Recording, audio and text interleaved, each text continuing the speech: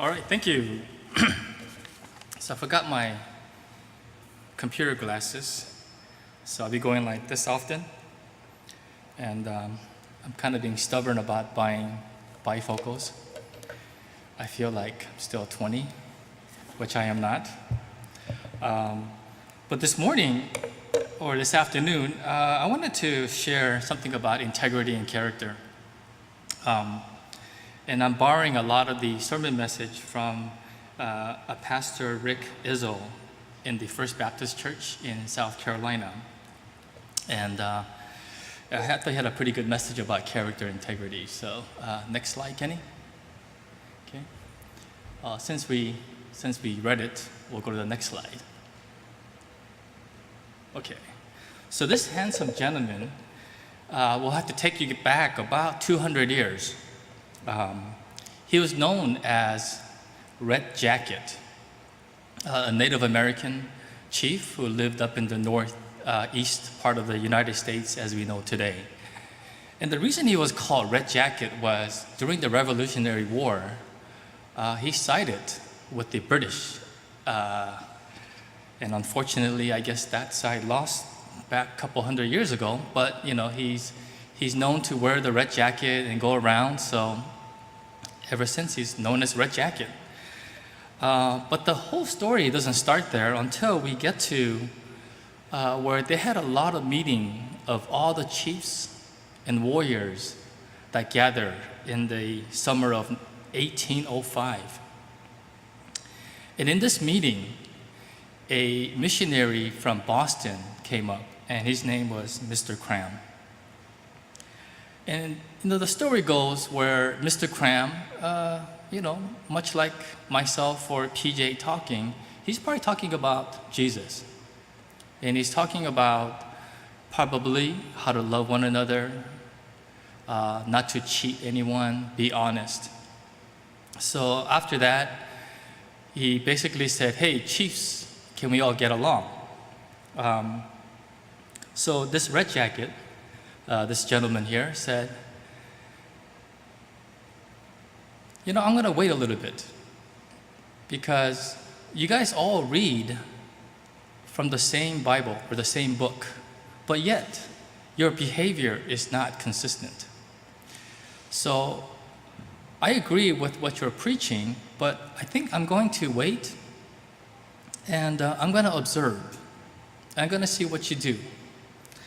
And if I find that the people who listen to your messages, meaning Mr. Kramm is going out to the other parts of the population, right? Particularly the white population, and he's going to say, I'm going to watch what they do. Are they honest? Do they cheat others? And if they're consistent, I will go and believe in your God. It's a pretty profound statement. So, how many of us can say we all kind of behave the same? That when others observe you, that you're a follower of Christ. And that happened a couple hundred years ago. I think it's true today. Okay? The Apostle Peter said the same thing as he was going around doing his mission work. He says, conduct yourself honorably. Okay? Do your good work because people are watching. Okay? And those people who are watching are taking notes. Okay? So, next slide, Kenny.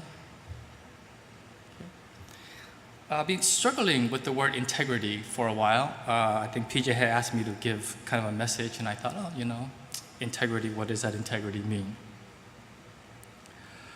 Integrity is a high standard of living based on personal code of morality. It doesn't succumb to whims or whispers. Okay? And it's thought of it as, I have really bad eyes, so I can't really see you guys, but analogy would be, if you have 20/20 vision, you have perfect vision, right? That's what integrity is, that you have that perfect integrity. As you can tell by my poor eyesight, I'm a little far from that perfect integrity. But King Solomon wrote in Proverbs, right, just like what we have today, the one who lives with integrity lives securely. What is he saying to live securely? He's saying, go ahead and look. Look what I do. Go ahead and see and observe. Okay? My behavior will match my beliefs. My walk will match my talk.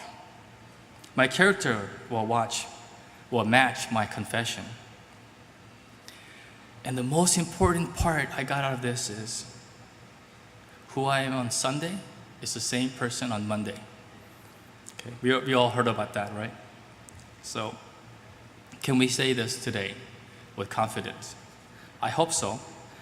I personally am a little bit far from that, I feel, but you can ask Kenny. I think he'll be very honest about my behavior. So, integrity seems to follow character. Okay, Kenny, can you go to the next one? Yeah, that handsome fellow. Does anyone recognize who he is? Thank you. His name was Jim Braddock.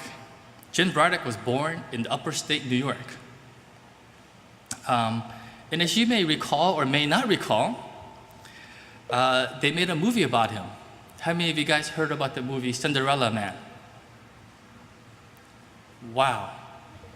You guys should get out more often. So it's a motion picture directed by Ron Howard. And it's about a boxer who was born in 1905. And he grew up, kind of a rough neighborhood, became a well-known amateur. I mean, he was on his way. He was practically undefeated. And something happened. And just when he was just getting really good, he shatters his right hand. Okay, in 1929, and that date becomes significant. So he shatters his hand, and he can't really fight that well. But something else happened in 1929. Does anyone know what happened in 1929?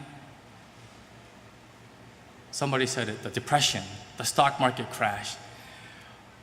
One of the worst time in our economic history. But what I thought about him was a character builder was, he's kind of lost it all, but instead of kind of giving up, maybe giving up to just maybe leaving his family, he was married, had kids, and he said, I need to go and fulfill my duty as a husband and as a father.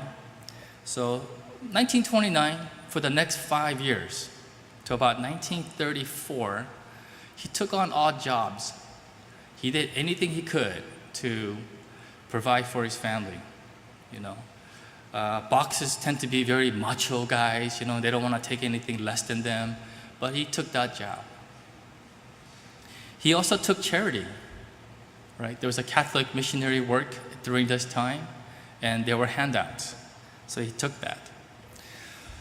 Kind of suffered for the next 5 years doing odd jobs and providing for his family, and I thought, what a character to stand by what he believes in and what he believes in his family.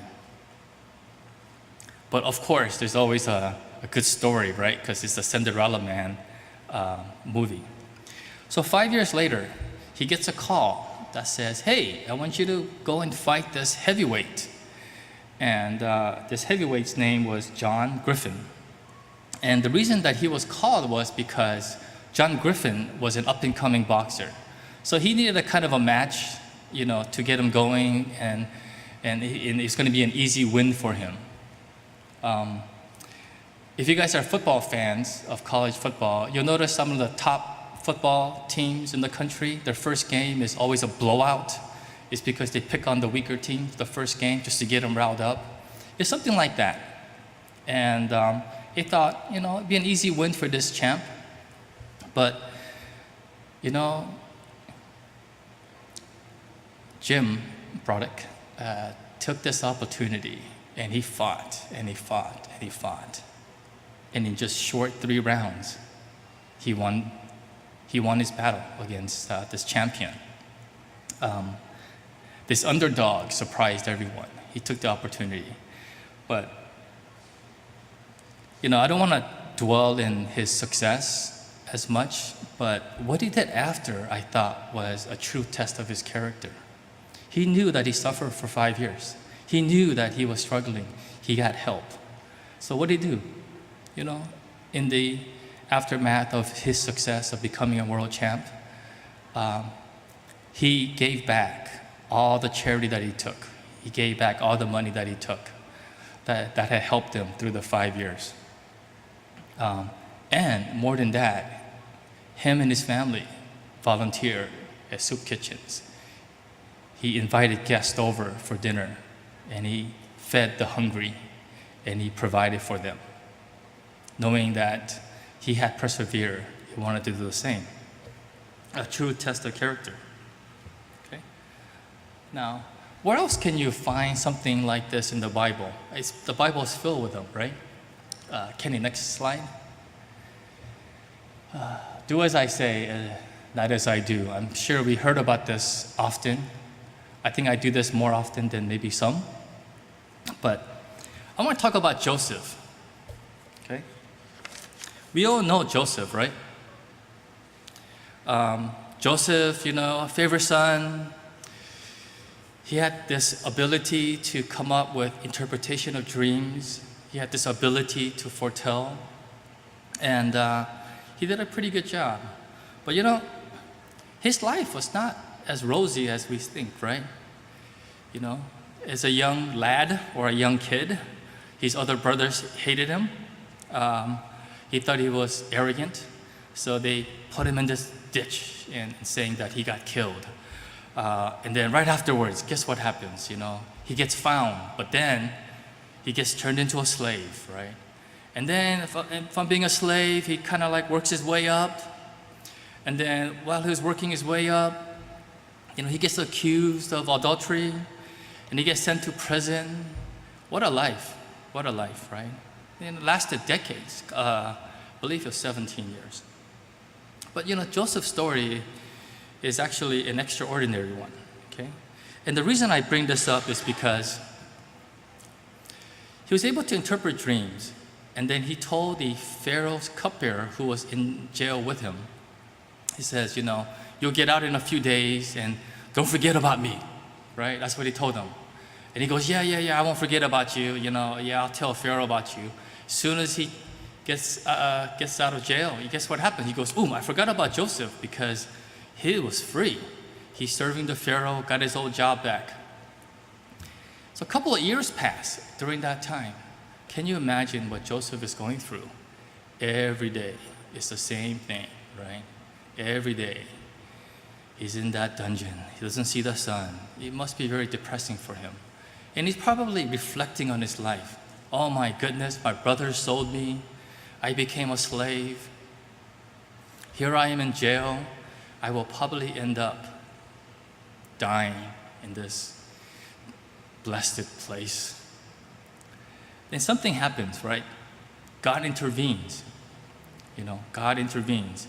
Not through Joseph this time, but he intervenes through Pharaoh. As you know, Pharaoh has these dreams, right? It's reoccurring. He's standing by the Nile. And what happens? 7 beautiful cows come up and they graze in his land. 7. And then immediately, 7 very skinny cows come up and they gobble up the fat cows, right? We heard about that. So that's how God intervenes in this time. And behold, just like Jen Broderick's big shot at coming back as a boxer, Joseph gets a life, right? He gets an opportunity to get a life. And he says, the cupbearer tells Pharaoh, when I was in jail, there was this young man who was telling about the future, and he could interpret dreams, and I think he's okay. You should go talk to him. So Pharaoh goes, okay, since none of my assistants or none of my generals or none of my fortune tellers could tell what it is, he says, go get this guy. Now, I'm sure these jailers come and they take Joseph, and think about what may be happening, right? They can't just take Joseph from jail and just bring him to Pharaoh. Okay? For one, he's probably got really bad body odor, right? And he's probably like all hairy, and he's probably like hasn't showered or taken a bath or brushed his teeth in months. So they're probably cleaning him up, right? And can you imagine what this is happening? And it's not in the Bible, but I was trying to imagine what may be happening. He's probably thinking, hey, something really good is gonna happen to me. Wow, Pharaoh's calling me.